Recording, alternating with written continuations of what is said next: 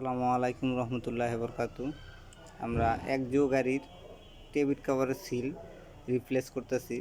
এটা Mobil leak করতো, প্রতিদিন 2 থেকে 250 গ্রাম মোবিল লাগে।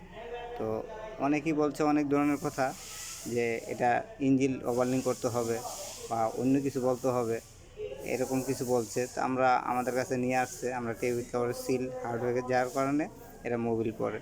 তো আমরা আজকে এই টেবিট কভারের সিলটা পাল্টাবো কীভাবে বা কীভাবে খুলছি এটা দেখাবো।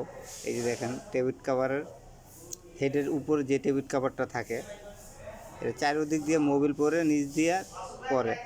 তো এটা অনেক টাইমে হালকা হালকা পরে দেখে কেউ বুঝতে পারে না যে এটা কোথা দিয়ে পরে বা কোন জায়গা দিয়ে পরে। তা আমরা দেখলাম যে এটা স্টার্ট করে অনেকক্ষণ রাখার পরে আমরা দেখতেছি টেবিট কভার সিল দিয়ে পড়তেছে। তো যার কারণে আমি এটা খুলে দেখলাম যে এই টেবিট কভার নতুন, এই যে দেখেন এটা হলো পুরানটা, হার্ড হয়ে যাওয়ার কারণে এটা সিল দিয়ে লিক করে। তো আমরা এই যে নতুনটাও দেখাইতেছি, এটা হলো টেবিট কভার। টেবিট কভারের সিল দেখেন গ্যাংমা, এটা পুরা ময়লা হয়ে গেছে।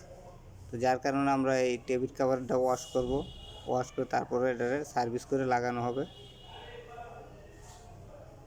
আর এই যে নতুন টেবিট কভারের সিল, নতুনটা এটা, এই টেবিট কভারের সিলটা আমরা এটাতে বসাবো।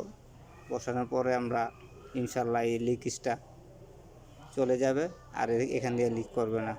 তো যারা আমার চ্যানেলে নতুন তারা সাবস্ক্রাইব এবং ফলো, লাইক, কমেন্ট করবেন।